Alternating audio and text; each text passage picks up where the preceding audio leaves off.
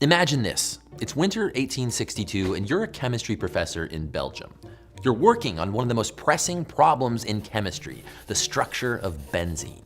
Benzene is a smelly and highly flammable hydrocarbon molecule. All hydrocarbons are made of, you guessed it, hydrogen and carbon. But in benzene, the ratio of these elements is a little weird.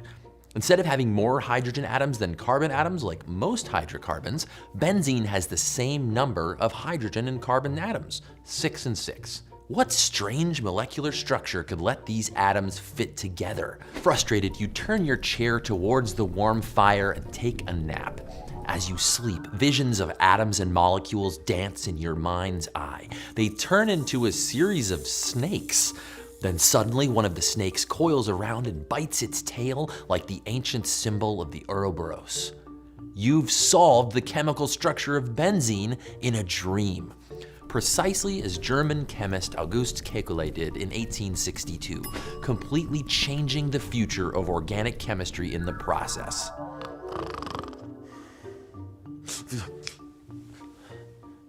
And it all happened while he was asleep, in a dream. It kind of makes you wonder, why do we dream?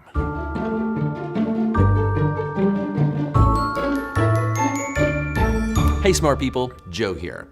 Kekulé's dream discovery of benzene's molecular shape is one of history's most famous dreams. But for most of us, dreaming is about more than making chemistry discoveries. Humans have been trying to figure out why we dream for thousands of years, probably as far back as we've been asking questions. And since it's an experience we only have while we're asleep, it's a particularly tough question to answer. Going back to the Greek philosopher Plato and the Confucian scholar Zhu Xi, great minds have speculated about the function and meaning of dreams. But it's only been in the last few decades that scientific experiments have started to show us what benefits our nocturnal narratives could have.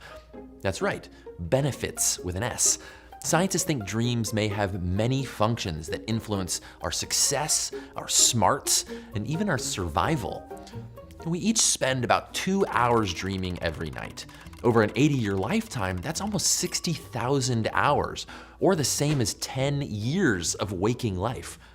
Dreaming clearly must have some benefit, otherwise we wouldn't spend so much darn time doing it. And everyone dreams, even if we don't always remember them. You are more likely to remember your strangest dreams. Like, I had this one dream where Tom Hiddleston and I were rowing a boat across the ocean, and then we got hit by a big storm, and we were eating sandwiches for some reason. That was weird.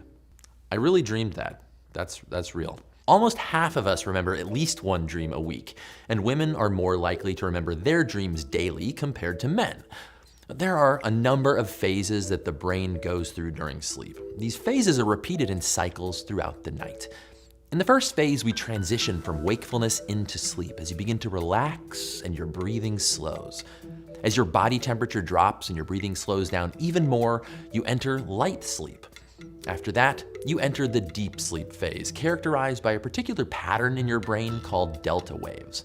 After that, you start the REM, or rapid eye movement sleep stage. Your breathing gets faster, your eyes move all over. And during REM is when dreaming happens. And throughout this phase, your brain is very active, almost as active as when you're awake. Almost all other animals, whales, wombats, wildebeest, sleep. And many also experience REM sleep. So scientists think that many of these animals also dream, including, of course, your cat or dog. The way we think about dreams has changed a lot throughout history. In most cultures around the world, dreaming has held spiritual significance.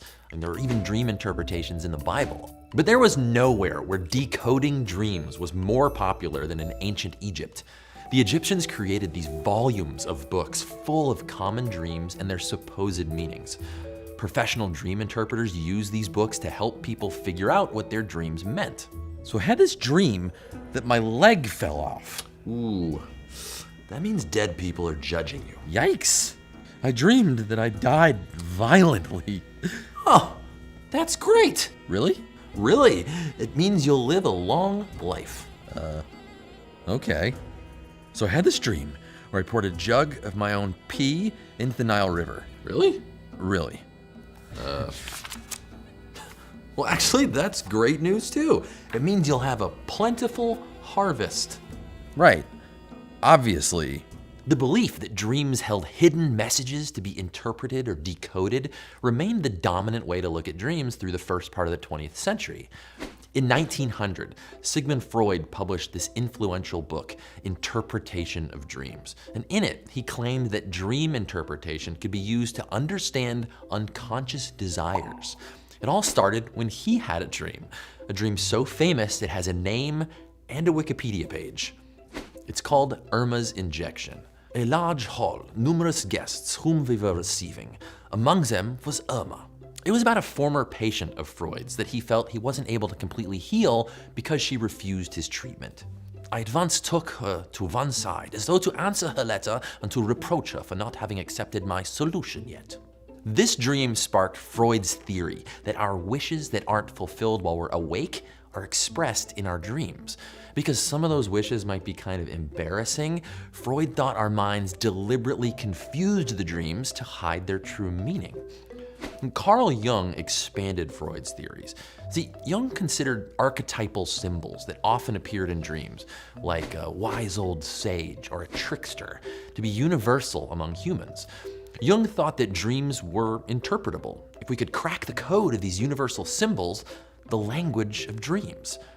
According to Jung, dreams had two functions. They compensated for things that the dreamer ignored or repressed, and they looked forward to give the dreamer hints about what might happen in the future. Lots of people still look for meaning in their dreams, especially to do with the future.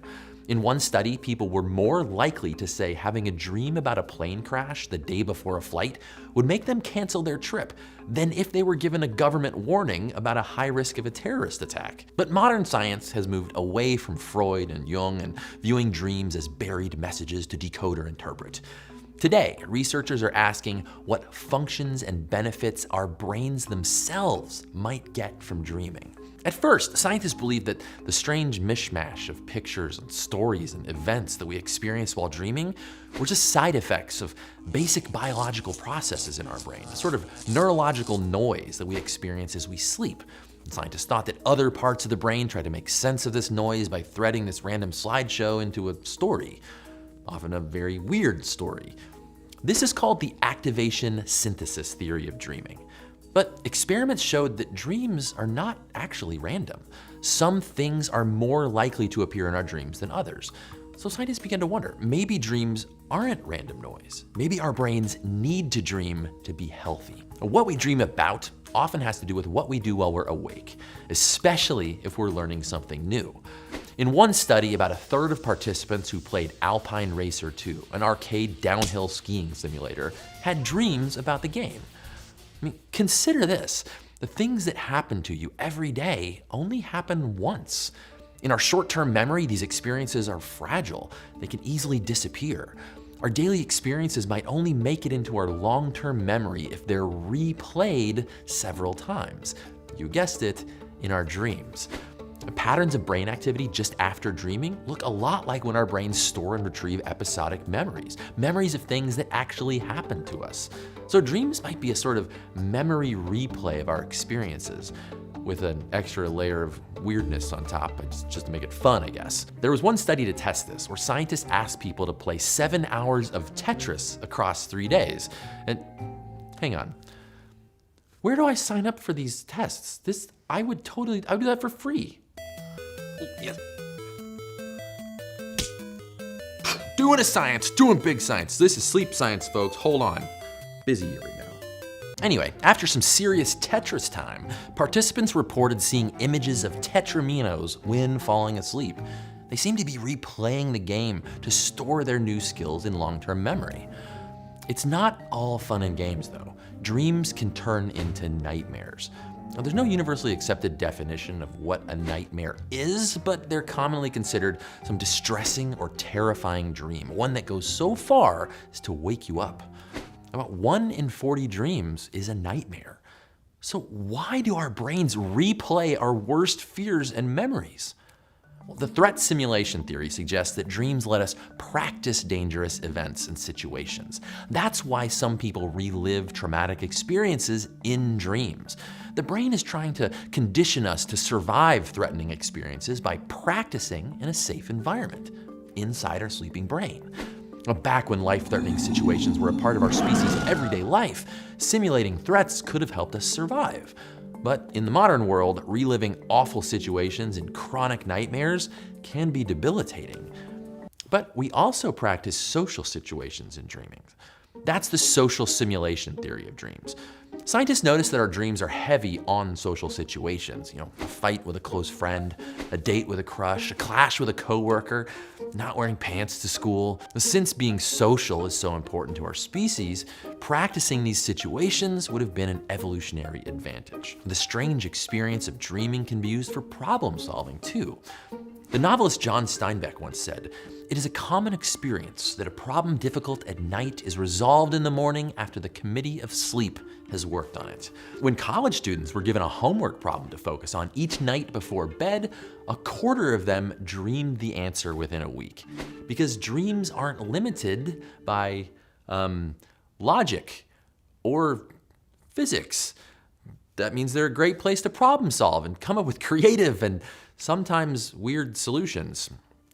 It's especially helpful when the solutions to problems need a very different approach compared to conventional wisdom. And this may be why we owe so many great pieces of art to dreams. The Beatles' iconic song Yesterday, Salvador Dali's Melting Clocks, Mary Shelley's novel Frankenstein, and countless others are inspired by dreams. So can you dream your way to a Nobel Prize or a Grammy? Well, maybe. Scientists are experimenting with dream incubation as a way to prime the brain before sleep to be more creative. So, because dreaming is so common and because we spend so much of our lives doing it, it's almost certainly useful for one or many reasons. But why did dreaming evolve to begin with? Maybe thanks to the rotation of our planet? That's right, scientists think the origin of dreaming just might have to do with the sheer amount of time that humans and all animals spend in the dark. So our ability to use our peepers and see the world around us is obviously an extremely important evolutionary advantage. Because it's so important, the part of the brain responsible for sight, called the visual cortex, takes up a big chunk of our brains. But here's the thing, our brains can also be rewired pretty easily. If you were blindfolded, your brain would begin to change within an hour of not using your sight. The neurons of the visual cortex start being taken over for other tasks. The lengthy darkness of nighttime would have meant that the visual cortex of our human ancestors was at a high risk of being taken over by other functions while we slept. If we didn't use it, we could lose it.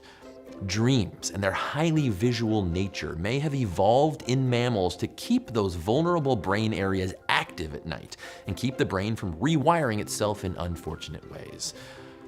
So, which is it? Is it problem solving and practicing, seeing, or is it problem solving and some social and a little bit of seeing, or is it problem solving and just social and not practicing? Or, well, what I mean to say is scientists don't know if one or many of these ideas will prove to be correct. And so research continues.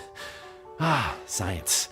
Always figuring stuff out, but never quite figuring stuff out all the way. It's even possible that dreams may have evolved for one function, but stayed around so long because dreaming ended up helping us in a bunch of other different ways. Trying to peer into the workings of the sleeping brain is one of the most challenging problems in psychology and neuroscience.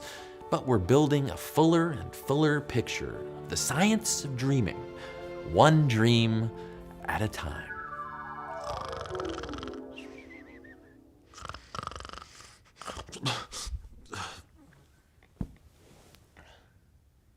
You wouldn't believe the weird dream I just had.